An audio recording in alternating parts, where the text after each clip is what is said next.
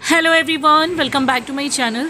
तो यहाँ पे गुजरात में इस वक्त मॉनसून बहुत ज़ोरों पे है और आपने भी शायद टीवी न्यूज़ में सब जगह देखा होगा कि यहाँ पे फ्लड जैसी सिचुएशन हो चुकी है।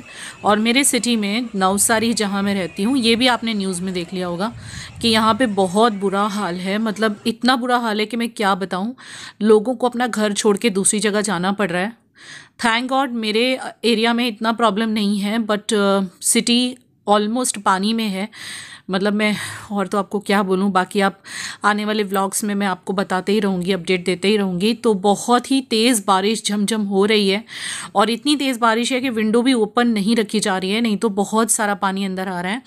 बहुत सालों के बाद गुजरात में इतनी तेज़ बारिश हुई है, नहीं तो काफ़ी सालों से हम ऐसी बारिश हमारे यहाँ नहीं हुई थी। होती थी लेकिन इतनी ज़्यादा बारिश नहीं पड़ी थी जितनी पिछले 3 से 4 दिनों से पड़ रही है। गाइस, बहुत तेज़ वाली बारिश हो रही है गुजरात में और आपने भी सुना होगा कि यहाँ पे फ्लड जैसी सिचुएशन हो गई हमारे सिटी में। आपको क्या बताऊं मैं, पूरा सिटी ऑलमोस्ट पानी में डूबा हुआ है। बच्चों के स्कूल बंद है। आज बच्चों का वो तीसरा दिन था जब वो स्कूल नहीं गए हैं और कल के लिए भी मैसेज आ गया स्कूल के ग्रुप पे कि कल भी स्कूल ऑफ रहने वाला है। बहुत तेज बारिश है यहाँ पे, तो आप लगा लो सब रिलैक्स मूड में। देखो मैंने भी नाइटी पहनी हुई है क्योंकि कहीं जाना नहीं, कहीं आना नहीं, घर में स्टक हो गए। पिछले 3 दिन से हम लोग घर में स्टक है गाइस, कहीं नहीं निकल पा रहे क्योंकि जहां भी जाओ वहीं पानी पानी पूरा पानी से भरा हुआ है। अभी भी बारिश हो रही है अभी भी बारिश हो रहा है। मतलब अभी कैसा है और यहाँ ना बहुत तूफान के साथ बारिश हो रही है, ये बहुत प्रॉब्लम है। और जो हमारे सिटी की रिवर लगती है ना, क्या नाम है प्रिशा उसका, पूर्णा रिवर ना, पूर्णा नदी, वो पूरी उफान पे है। और ब्रिज जो है वो वाला जिसके थ्रू होके हम यहाँ से सूरत जाते हैं, सिटी से बाहर निकलते हैं सूरत की तरफ, पूरा डूब चुका है। और जो हमारे सिटी के निचले विस्तार हैं, मतलब निचले एरिया, वो सारे पानी में डूबे पड़े हैं। तो आप लगा लो कि बच्चों के स्कूल से लेके ट्यूशन सब कुछ बंद है 3 दिन से। हम लोगों के रोड पे प्रॉब्लम नहीं हुआ है क्योंकि हम ऊपरी एरिया में हैं, तो हमें इतना इशू नहीं आया। समझ लो आधी सिटी जो निचले एरिया में है वो डूबी हुई है। थैंक गॉड हमारी तरफ कुछ नहीं है। और एक यहाँ से ना लंबा ब्रिज होकर रास्ता जाता है, वहां पे भी पानी नहीं है, लेकिन जो इस साइड है वहां हम आजकल नहीं जा रहे हैं। बट ट्यूशन और स्कूल तो बंद करने ही पड़ेंगे क्योंकि बहुत से बच्चे हैं जो निचले विस्तार से जाते हैं। सो एजुकेशन डिपार्टमेंट ने स्कूल ट्यूशन बंद कर रखा है 3 दिन से, मंडे, ट्यूसडे, वेडनेसडे और कल थर्सडे है। कल के लिए भी हमारे पास मैसेज आ चुका है। तो मैंने नहा धो के यही पहन ली थी क्योंकि कहीं जा नहीं सकते, कहीं आ नहीं सकते, बस घर में रिलैक्स कर रहे हैं, म्यूजिक सुन रहे हैं, बढ़िया बढ़िया खाना खा रहे हैं। और बच्चों ने अभी बोला अभी शाम के ना 6:15 का टाइम होगा शाम का, तो अभी बच्चों का मन कर रहा है कि मम्मी पकौड़ी बनाओ। जब से बारिश तेज हुई है तब से रोज कह रहे हैं। वैसे मैं कुछ ना कुछ अच्छा बना ही रही हूँ, बट पकौड़ी नहीं बना पाई थी पर्टिकुलरली। जिनमें जा रही हूँ मैं, बहुत तेज हवा है, बंद कर दो।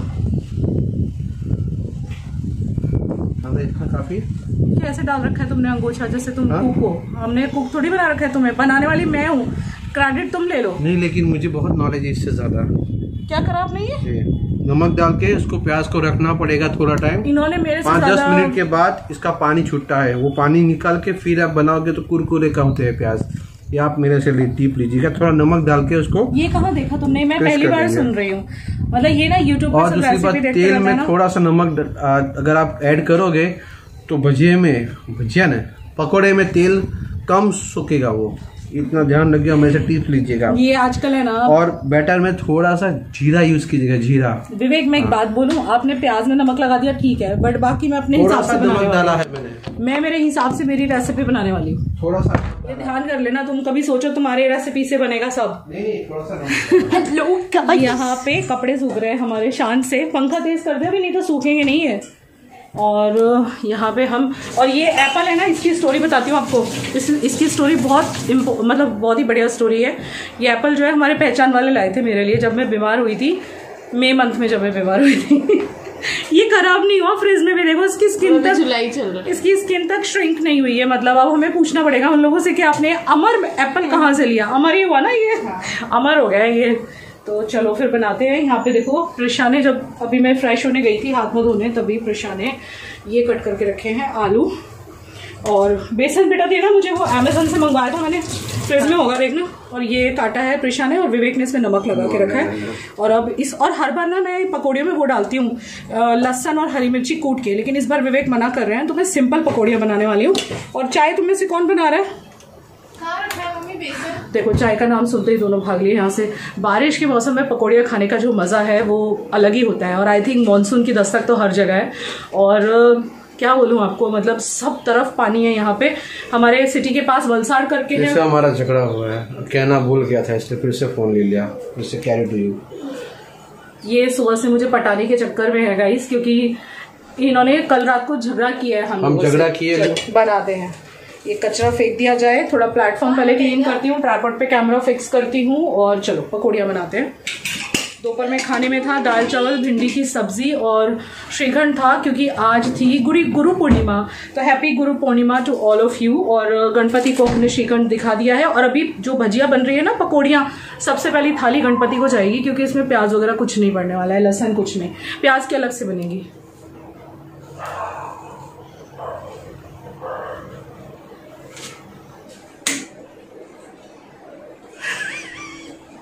तो हम सभी का एक बहुत बड़ा प्रॉब्लम होता है फेशियल हेयर। हमारे जो लेडीज जो है ना, लेडीज गर्ल्स सभी अनवांटेड हेयर से परेशान होती हैं, जैसे कि अपर लिप हो गया, या किसी को फेशियल हेयर बहुत ज़्यादा होते हैं, इवन किसी को बॉडी पे भी हेयर बहुत ज़्यादा होते हैं, काफ़ी ज़्यादा ग्रोथ होती है।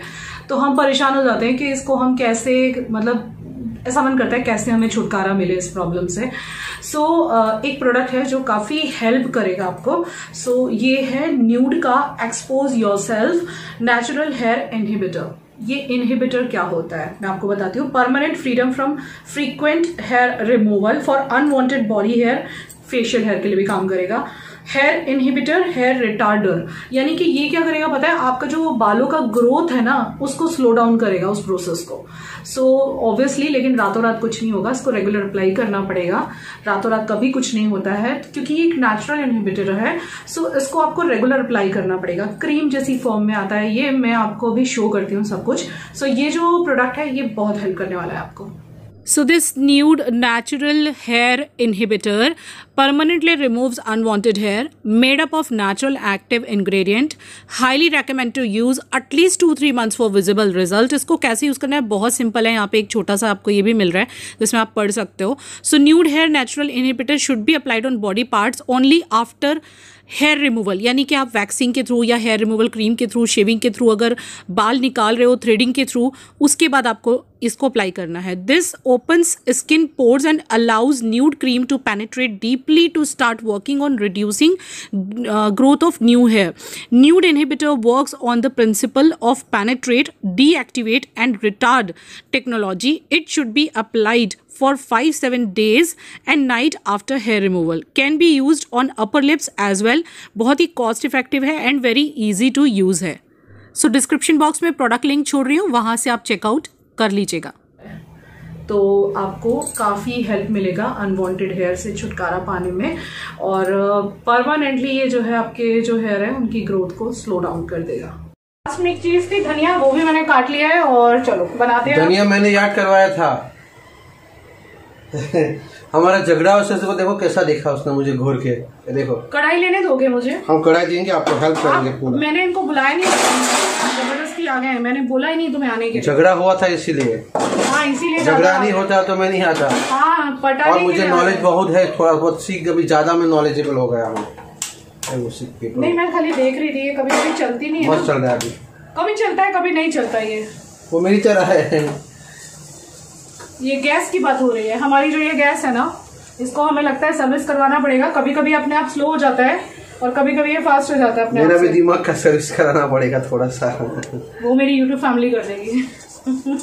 ठीक है ना। चलो अभी मैं ब्लॉग के लिए हंस रही हूँ इनके साथ। हाँ वरना नहीं हंसी थी पूरा दिन। वो मैंने बात ही नहीं की, बात भी नहीं की बहुत। उसने रात को 12 बजे हमारी 12 बजाई थी। किसने पहले शुरू किया? शुरू हमने चिंगारी हम लगाए थे, फिर हम वहाँ से निकल गए तो फिर बम फुटता ही रहा 1 बजे तक रात को। वो उसने लंबी वाली लड़ी लगा दी थी तो फिर फूटेगा ना। क्या बात कर रहे हो। चलो वो जो तुमने कहा था कि 2 डब्बे यहाँ क्यों रखे हैं, तुम नहीं कह रहे थे 2 डब्बे यहाँ पे क्यों रखे हैं? ये आजकल वैसे भी जरा वेदर बहुत ठंडा हो रहा है यहाँ पे। आई थिंक 27 डिग्री हो गया।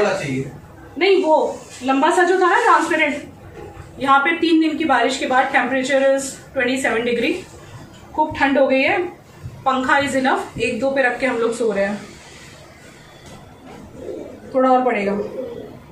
और ये जब पकौड़ियाँ बनती है ना आलू और प्याज की बारिश के मौसम में। तो एक टिप दे रही हूँ जो गुजराती लोग यूज करते हैं।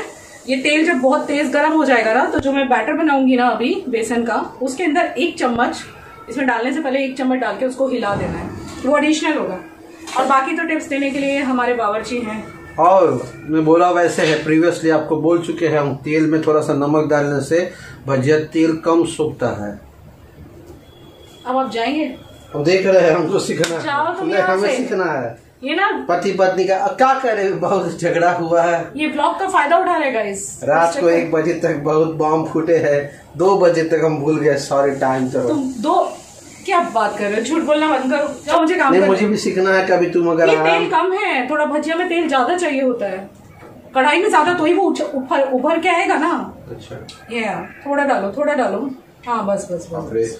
और ये जो तेल हम लोगों ने अभी डाला है, वैसे सब्जियां तो हमारी सारी इसमें बन रही हैं। ये फॉर्च्यून का है, सनफ्लावर, और सब्जियां तो वैसे हम ज्यादा करके इसमें डाबर के मस्टर्ड ऑयल में बना रहे हैं, क्योंकि mustard oil is very good for health. उसे गुजरात में कोई यूज नहीं करता है, लेकिन हम जो नॉर्थ इंडियन बीवी लाए है उसने हमको सिखा दिया। I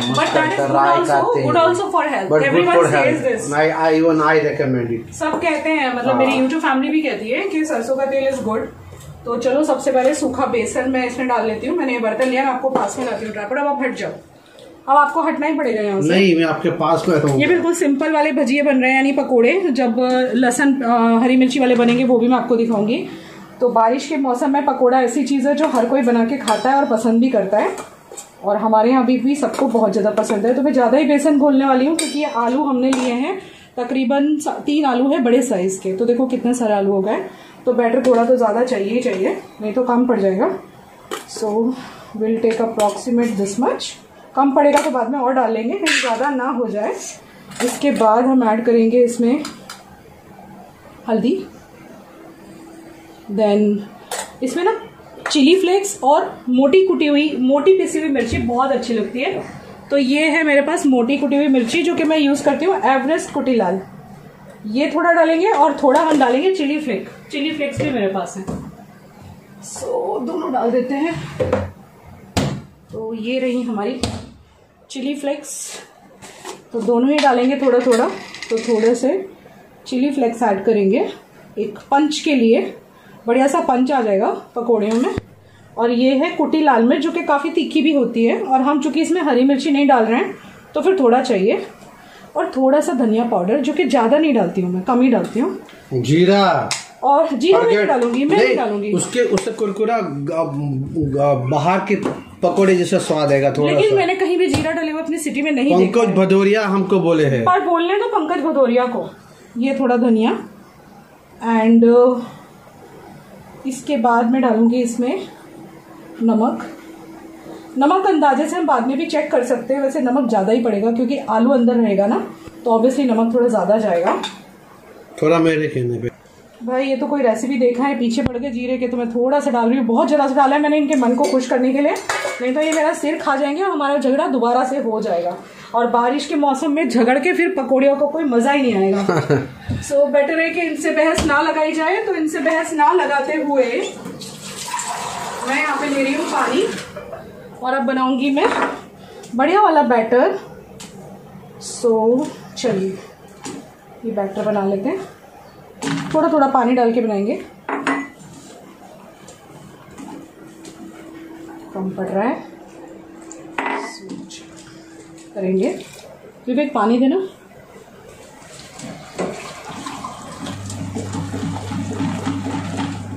अभी भी पानी थोड़ा सा कम है।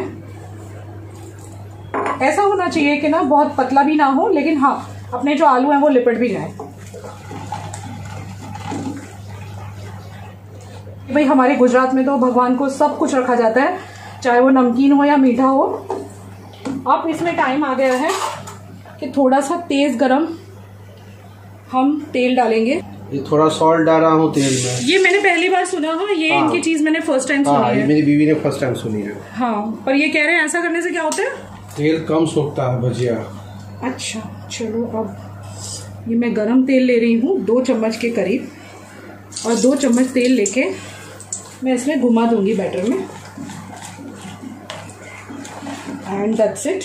गैस को कर देंगे तेज़, क्योंकि तेज़ गैस पे पकौड़ियाँ जब पड़ती है ना तो वो फूलती हैं। अगर हल्की गैस पे आप डालो ना तो आपकी पकौड़ियाँ नहीं फूलेंगी, वो प्रॉब्लम आएगा आपको। और एकदम फर्स्ट क्लास बन गया है। चलो अब इसमें डालते हैं फाइनली आलू। विवेक मुझे, अच्छा आपने ये रखा है निकाल के। सो अब इसके अंदर मैंने आलू ऐड कर दिए हैं, अब और कुछ ऐड नहीं करना है। और बस अब इसको बेसन में लपेट लपेट के गर्मा गर्म तेल के अंदर डालना है और बस फिर खाना है। खाने का काम ही बाकी रह गया है और बहुत मज़ा आता है सच्ची में। मतलब रेनी वेदर जैसे ही होता है ना तो दूसरा ख्याल पकौड़ी और गरम गरम चाय का आता है। तो आपके यहाँ पे मानसून के क्या हाल चाल है, मुझे कमेंट सेक्शन में बताइएगा कि कैसे हैं मानसून के हाल चाल। बाकी यहाँ पे वेस्टर्न इंडिया में तो बहुत बारिश है, मैंने सुना है मुंबई में भी काफ़ी बारिश है। और हमारे पास एक सिटी है वलसाड, जहाँ पे पानी घरों में घुस गया, पॉश एरियाज़ में भी पानी आ चुका है वलसाड सिटी में। तो अच्छा, यहाँ पे मैंने ये तेज़ गरम तेल में डाली थी ना, तो देखिए पकौड़ियाँ फूलने लगी हैं। मैं एक पकौड़ी आपको अभी दिखाती हूँ अलग करके, ये देखिए फूल गई है। तो अगर आप तेज़ तेल में डालते हैं ना, भले आप बाद में कम कर देंगे चलेगा, लेकिन पहले तो आपको गरम में ही डालना है। और इन लोगों को क्रिस्पी पकौड़ी पसंद है तो मैं थोड़ी ज़्यादा करूँगी।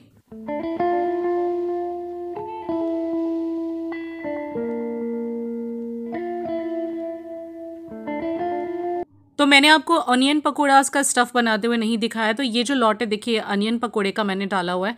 तो आलू और अनियन दोनों की भजिया मैंने बनाई है अलग अलग। वैसे आलू के साथ भी अनियन डाल के बनाया जा सकता है, बट मैंने कुछ इस तरह से अलग अलग। और ये हरी मिर्ची की भी बनाई है, विवेक को हरी मिर्ची वाली भी चाहिए थी। और फाइनली हमारे भजिए हो गए हैं तैयार पकौड़ियों के साथ गर्मा गर्म। विवेक जी को देख के आ गया है मज़ा।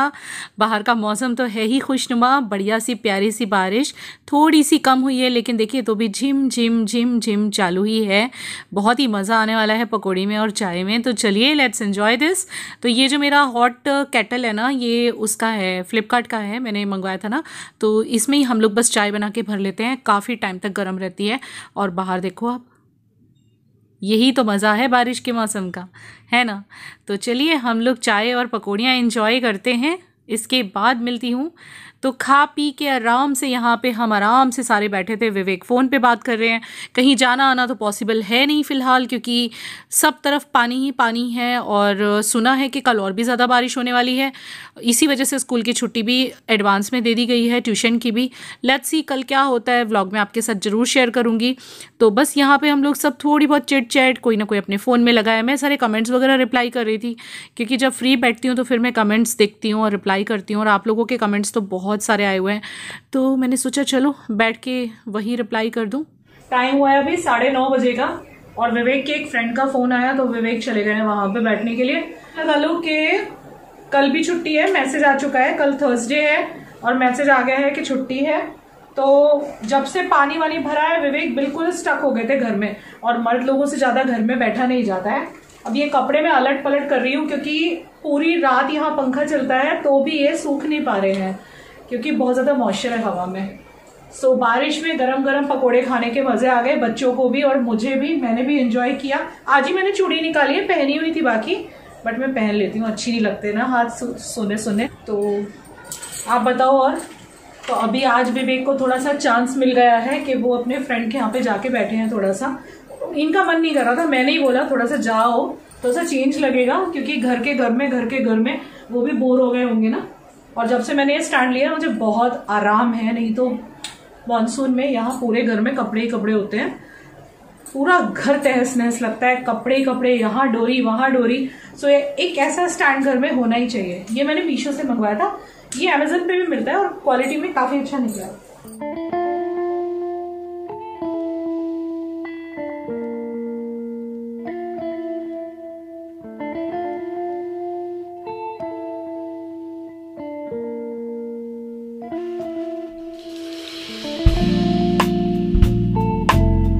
तो कपड़े वगैरह कर दिए मैंने। मुझे आपसे 2 मिनट को डिस्कस करना है, फिर मैंने सोचा इस व्लॉग को करती हूँ एंड।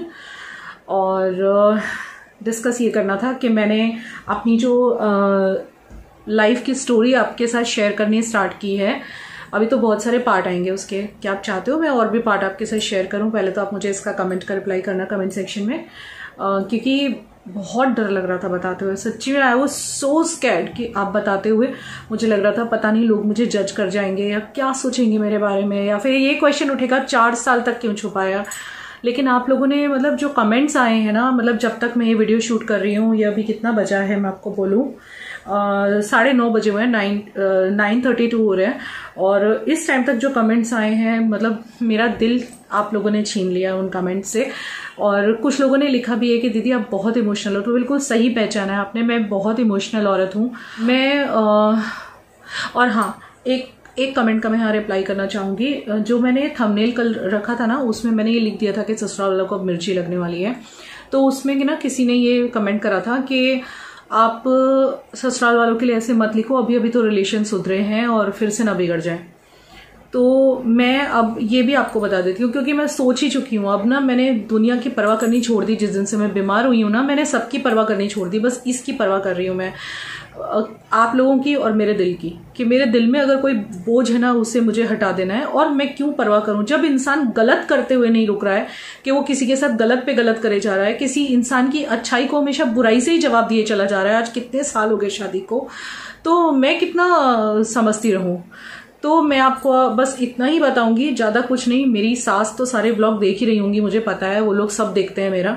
और मेरी देवरानी, फिर मेरी जो है ननद, और ननद ने तो एक बार इस चीज पे प्रश्न भी उठाया हुआ है कि मैंने क्यों कुछ बोल दिया था मैंने सच बात, तो विवेक को उन्होंने जो है फोन करके धमकाया हुआ भी है कि भाभी ने ऐसे कैसे बोल दिया। मतलब आप लोग करने से भी नहीं डरते है ना, और हम बताने से भी डर जाए, है ना। हम कर नहीं रहे गलत, हम गले लगा रहे हैं और हमें जो है लात मारी जा रही है, गले लगा रहे हैं, लात मारी जा रही है। तो हम नहीं, मतलब कुछ कह भी नहीं सकते आप जो कर रहे हो। तो अगर आपको कहने का इतना डर लग रहा है तो आप कर क्यों रहे हो, किसी के साथ ऐसा गलत कर क्यों रहे हो कि वो इंसान अपने जबान पे वो बात लाए। इतना पता है, आप कुछ गलत ही नहीं करोगे तो आपको डर किस बात का लगेगा कि कोई इंसान उसे मुंह पे लाएगा। मैं आज किसी के साथ ऐसा कुछ नहीं कर रही, कौन लाएगा मेरे लिए कुछ मुंह पे।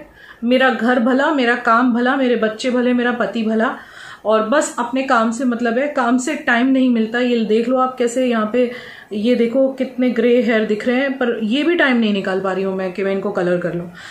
तो मैं कहाँ से किसी की जिंदगी में इंटरफेयर करूंगी। तो हाँ, मैं इसका जवाब भी देना चाहती हूँ कि ससुराल वालों की भी मैंने परवाह करनी छोड़ दी। कब से छोड़ी है मैं बता देती हूँ आपको। जब मैं अभी बॉम्बे गई थी ना, मुंबई, उस दिन से मैंने परवाह करनी छोड़ दी, क्योंकि उन लोगों ने हमारी परवाह करनी छोड़ दी है। और एक और राज की बात बता देती हूँ, जब मम्मी अभी 10 दिन आई थी ना, तो आपको पता नहीं है कितने जतन करने पे वो आई थी। विवेक का लिटरली उनसे झगड़ा हुआ था, और विवेक ने इतना उनको डांट दिया था ना, क्योंकि वो अप्रैल से कह रही थी, अप्रैल में आने वाली थी वो 1.5 महीने के लिए। आपको याद होगा मैंने बोला भी था कि वो 1.5-2 महीने आने वाली है, लेकिन वो अप्रैल में उन्होंने बहाना बना दिया। फिर उन्होंने जो है, जब अप्रैल खत्म हुआ तो मई के स्टार्टिंग में तो आ जाए, क्योंकि मई के एंडिंग में हमें भी जाना था दर्शन करने के लिए, तो भी वो आने के लिए तैयार नहीं थी। बहाना निकाल दिया उन्होंने कि वो मेरी देवरानी की लड़की को संभालना है। तो विवेक बोले, अरे मतलब पूरे साल तुम जो है उसकी लड़की को संभालती हो, तो एटलीस्ट कुछ टाइम तो मेरे पास भी रहो, एटलीस्ट 10-15 दिन तो आ मेरे पास, मुझे भी तेरे हाथ का खाना खाने का, तेरे साथ रहने का मन करता है। माँ है, क्यों नहीं मन करेगा हाथ का खाना खाने का। तो बहुत मुश्किल से आई थी, जब मैंने भी समझाया, टिकट कराया यहाँ से, फिर तब भी नहीं मानी। तब फिर विवेक का झगड़ा हुआ, वो तब मानी थी। तो पहली चीज तो ये नोट कर लेना आपके, ऐसा हुआ था।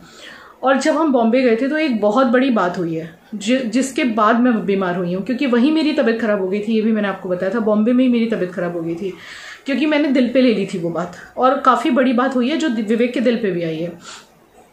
मुझे ना विवेक की परमिशन नहीं मिली है अभी। विवेक की परमिशन के बिना मैं आपको पूरा मैटर नहीं बता सकती हूँ, लेकिन एक दिन ऐसा आएगा जब मैं विवेक का भी विरोध करके आप लोगों को बता दूंगी। क्योंकि मैं देख रही हूँ अभी, क्योंकि वो मैटर अभी चल रहा है वो मैटर। मैं देख रही हूँ कि वो लोग क्या करते हैं, तो इसीलिए अभी मैं पूरी बात नहीं बता रही हूँ।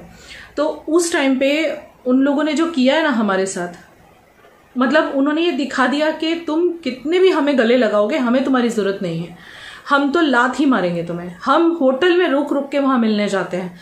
इतना विवेक को और मुझे है फैमिली फैमिली फैमिली, नहीं तो बॉम्बे ही क्यों चूज करते हैं हम। वो कहते हैं यार मम्मी के घर में नहीं रह सकते, एटलीस्ट मम्मी को मिल तो लेंगे, एटलीस्ट भाई को मिल तो लेंगे। भाई को देखा आपने कभी आते हुए?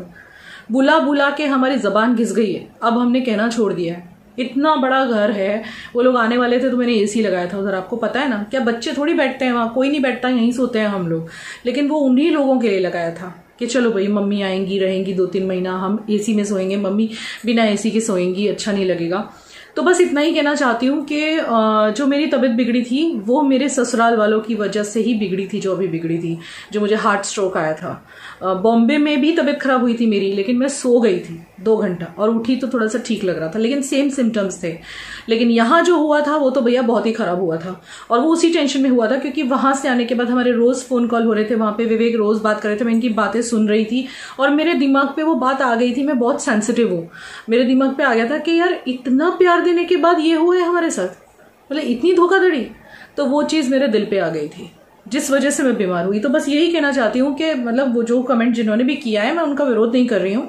उनको जब पता ही नहीं तो वो बेचारियों को क्या पता चलेगा ये लिखना है कि नहीं, बट उन्होंने लिखा है कि भाई ससुराल वालों को बुरा लग जाएगा, तो मेरी बला से लगता रहे, उन्हें हमारी परवाह नहीं है। उन्होंने ये बारंबार हमें जताया है कि हमको कुछ पड़ी नहीं है। वो कहती जरूर है मेरा बेटा है, मेरा बच्चा है, लेकिन बेटा है, बच्चा है, तो माँ उसके लिए, मतलब माँ की ममता भी तो छलकनी चाहिए ना, दिखनी चाहिए ना उनके लिए। वो मुझे कभी दिखाई नहीं दी। जब भी मैंने मम्मी को बुलाया बहुत ज़बरदस्ती मुझे बुलाना पड़ा है, कभी वो खुशी से यहाँ नहीं आती हैं। और इसमें अब आप लोग मुझे ये भी जज कर सकते हो कि भाई आपकी सेकंड वेडिंग थी इसलिए ऐसा हो सकता है। तो देखिए एक सीधी सी बात है, अगर इस वजह से वो ऐसा करती हैं तो वो भी वो गलत कर रही हैं। या तो उन्होंने उसी टाइम पे जब शादी हुई थी तो बोल देना चाहिए था कि मैंने इसको एक्सेप्ट नहीं किया।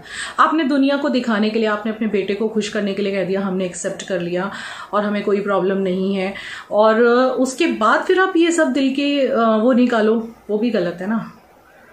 मैं खुद से तो नहीं आई थी, मैं खुद से तो भीख नहीं मांगी थी मैंने आके कि मुझे अपने घर में रखो या मुझे आपके बेटे से शादी करनी है। वो खुद मुझे शादी करके लाए थे और वो खुद मुझे बहुत प्यार करने लगे थे। तो ये सारी बातें मैं सिर्फ इसीलिए बता रही हूँ कि बस आप इतना समझ लो कि मेरी जो तबीयत बिगड़ी थी, जो मैं हॉस्पिटल पहुंची थी रात को 2 से 3 बार और आधी रात को, तो जो पहली बार मैं बीमार हुई थी उस दिन वही डिस्कशन घर में चल रहा था और उसी टेंशन में मैं रात को बीमार हुई थी 10:30 बजे। तो फिर मैं क्यों परवाह करूं, इसलिए मैंने परवाह करना छोड़ दिया है। और इस कमेंट को लंबा ना खींचते हुए, बाकी बहुत सारे कमेंट्स आए हैं, मुझे ऐसा लगा था कि पता नहीं लोग मुझे जज कर लेंगे मेरी दूसरी शादी पे से, लेकिन ऐसा बिल्कुल नहीं है। उल्टा लोगों ने मुझे इतना प्यार दिया है कमेंट सेक्शन में, इतना सबने प्यार दिया है कि मैं तहे दिल से आपकी शुक्रगुजार हूँ कि आपने मेरी परेशानी समझी। और अब आने वाले टाइम में मैं ऐसे ही पार्ट 2 पार्ट 3 जितना मुझसे होगा, बीच बीच में व्लॉग तो आते ही रहेंगे, जैसे जैसे टाइम मिलता रहेगा मैं आपके साथ बैठ के शेयर करूंगी। मैं पहले वाले हस्बैंड की आइडेंटिटी वगैरह कुछ रिवील नहीं करना चाहती हूँ, और मैं नहीं चाहती अब हम जब अलग हो चुके हैं तो उनको मैं यहाँ यूट्यूब पे नाम के साथ उनका वो करूँ, नहीं, जो हो गया हो गया। लेकिन हाँ, चूंकि आप लोग मुझसे कनेक्टेड हो तो इतना तो आपको जानने का अधिकार है कि मेरे साथ क्या क्या हुआ है, तो वो मैं ज़रूर बताऊंगी। मेरी जो और आगे की स्टोरी है, जब मैं मेरे मायके गई डाइवोर्स के लिए, मेरे साथ क्या हुआ, मेरे भाई ने मेरे साथ कैसे बर्ताव किया, मुझे क्या क्या वहाँ पे यातना सहनी पड़ी है, मायके वालों ने भी साथ छोड़ दिया, और मैं बिल्कुल एक टाइम था जब अकेली हो गई थी और तब ऐसा लगता था कि सुसाइड कर लूँ या जीऊँ, लेकिन नहीं, मैं इतनी जल्दी हार मानने वालों में से नहीं थी। मैंने ज़िंदगी का चैलेंज एक्सेप्ट किया और उस ज़िंदगी को आगे जाके जीने की कोशिश की, और स्ट्रगल यहीं ख़त्म नहीं हुआ था। मैंने ना, मेरी ज़िंदगी में ना ऐसे स्टेप्स रहे हैं, सीढ़ियाँ, एक स्टेप चढ़ी वहाँ स्ट्रगल, उसको क्रॉस किया तो दूसरे स्टेप पे चढ़ी, यानी दूसरी स्टेयर पे, तो वहाँ स्ट्रगल, ऐसे करके ना एक सीढ़ी होती है ना, जैसे छत पे जाने के लिए, टेरेस पे जाने के लिए एक दादर होती है, सीढ़ी होती है, स्टेयर्स, तो एक एक स्टेयर पे मुझे स्ट्रगल मिला है जो अब तक चल रहा है, अब तक चल रहा है। आपने देखा जब से चैनल हुआ है तब से तो आप भी देख रहे हो कि कुछ ना कुछ लाइफ में चैलेंजेस हैं, कुछ ना कुछ लाइफ में चैलेंजेस हैं, और उसी का ये बर्स्ट आउट हुआ। यार मेरे घर पे कोई भी आता है मैं उसे दिल खोल के प्यार देती हूँ, चाहे वो मेरी ननद की बेटी है, मेरी सासू माँ है, बहुत प्यार करती हूँ मैं सबको, बहुत प्यार देती हूँ मैं। लेकिन फिर पलट के प्यार की जगह जब लात मिलती है ना हमारे फीलिंग्स को, तो यार हम भी तो इंसान हैं, कभी तो जाके हम भी बदल जाएंगे ना। तो ऐसा ही कुछ हुआ है, इसलिए मैंने ससुराल वालों की परवाह करनी अब छोड़ दी है, क्योंकि मैंने देखा, लास्ट ईयर देखा, मैं जब अकेली हॉस्पिटल में थी कोई आके मेरे पास खड़ा नहीं हुआ। क्यों? मेरे देवर ने नहीं आना चाहिए था, उसने सिर्फ इतना कह दिया कि छुट्टी नहीं मिलेगी मुझे। अरे यार, भाई का कैंसर का ऑपरेशन है, छुट्टी नहीं मिलेगी? कौन सा बॉस है जो भाई के कैंसर के ऑपरेशन पे छुट्टी नहीं देगा, वो भी 3 घंटे की दूरी पे। I was all alone guys, and इंसान अकेला है वो प्रॉब्लम नहीं होती है, लेकिन मेरा पति है वो जिसके साथ ये सब हुआ था। आई वॉज ब्रोकन, सो उस टाइम पे कोई साथ में चाहिए था। मेरे मॉम डैड को तो मैं नहीं बुला सकती थी, दे वर एजेड, वो बच्चों को संभाल रहे थे। लेकिन इन लोगों ने क्या फ़र्ज़ निभाया, फिर भी उनको मैंने गले ही लगाया। आपने देखा होगा जब भी वो लोग आए गले ही लगाया। अभी कुछ 3-4 सालों से हमने जो है उनको कहना छोड़ा है, मेरे देवर देवरानी को क्या पाओ, क्योंकि कह के थक गए थे। नहीं आए तो नहीं आया, वो शादी के बाद नहीं आया, शादी से पहले तक वो यहाँ आता था। आप सोचो, शादी से पहले तक वो यहाँ आता था, रहता था 4-4 5-5 दिन, शादी के बाद नहीं आया। मुझे भी अजीब लगता है ये चीज़। तो बस यही सब बातें हैं, और इसके अलावा तो क्या बोलूँ आपको। तो थैंक यू सो मच, बस इतना बोल के मैं व्लॉग एंड करती हूँ। ज़्यादा लंबे नहीं खींचते हैं, और कुछ चीज़ें मुझसे रिपीट हो जाती हैं, माफ़ कर दीजिएगा। तो थैंक यू सो मच, आपने मेरे लाइफ की इतनी बड़ी जो जर्नी मैंने आपके साथ शेयर की है उसको इतना समझा। ऑलमोस्ट सारे कमेंट्स यही हैं कि दीदी आपके लिए इज़्ज़त और बढ़ गई है। एंड बहुत सारे लोगों ने लिखा है कि आप बहुत ब्रेव हो, very strong lady you are, कि आपने इतना दर्द झेला। और बहुत सारी औरतों ने सपोर्ट किया है, बहुत सारी लेडीज़ ने, बहुत सारे मेरी फैमिली ने, यूट्यूब फैमिली ने, कि डाइवोर्स होना कोई गुनाह नहीं है, दूसरी शादी होना भी कोई गुनाह नहीं है, औरत को पूरा है उसकी ज़िंदगी जीने का। यही मैं कहना चाहती हूँ इस समाज से कि जब एक आदमी की औरत मर जाती है, उसकी वाइफ की डेथ हो जाती है, तो क्या वो दूसरी शादी नहीं करता? तब दुनिया कुछ नहीं बोलती। लेकिन अगर एक औरत के साथ ज़िंदगी में जवानी में कुछ हो जाए तो भी उसने जो है बस अपनी ज़िंदगी को उस आदमी के नाम की माला जप के निकालना चाहिए। वो भी वो आदमी जिसने उसको इतनी तकलीफ दी हो कि इंसान को ऐसा लगे कि भगवान उठा ले तो अच्छा है उस ज़िंदगी को जीने से बेटर। सो आई होप कि ये दुनिया बदले, और जिस तरह से मुझे कमेंट आए हैं सबके, उस तरह से तो मुझे लगता है कि दुनिया बदल रही है। क्योंकि मुझे लगा था कि लेडीज़, क्योंकि जनरली क्या होता है, औरतें किसी औरत के दर्द को ज़्यादा से समझ नहीं पाती, ज़्यादा करके बहुत कम औरतें होती हैं जो सपोर्ट करती हैं दर्द के टाइम पे, नहीं तो ज़्यादा करके जज करती हैं। बट मेरी यूट्यूब फैमिली में जितनी भी विमेन हैं, मुझे लगता है सब बहुत प्यारी हैं, सब बहुत अंडरस्टैंडिंग है। आप लोगों के लिए सल्यूट कि आपने मेरी प्रॉब्लम को समझा और मुझे सपोर्ट किया, और मेरे अंदर वो हिम्मत आ गई अब कि मैं आगे की बातें आपको बता सकूं कि कैसे कैसे मेरी ज़िंदगी में क्या क्या हुआ था। तो अब मैं बहुत जल्दी सेकंड पार्ट शूट करूँगी और फिर आपके लिए लेके आऊँगी। तब तक आप व्लॉग एंजॉय कीजिए, और हमारे लिए कोई ग्रजेस मत रखिएगा। और अब एक रेनी क्या बोलते हैं, रेनी का जो ये मानसून सीज़न है उसको एंजॉय करती हूँ बच्चे के साथ बैठ के। एडिटिंग भी करनी है, और हम लोग सोचें कुछ सीरीज़ या मूवीज़ देखें जब तक विवेक आते हैं। फिर विवेक आएंगे तो हम सब फैमिली यहाँ बैठेंगे और बातें करेंगे। चलिए, love you, good night, bye.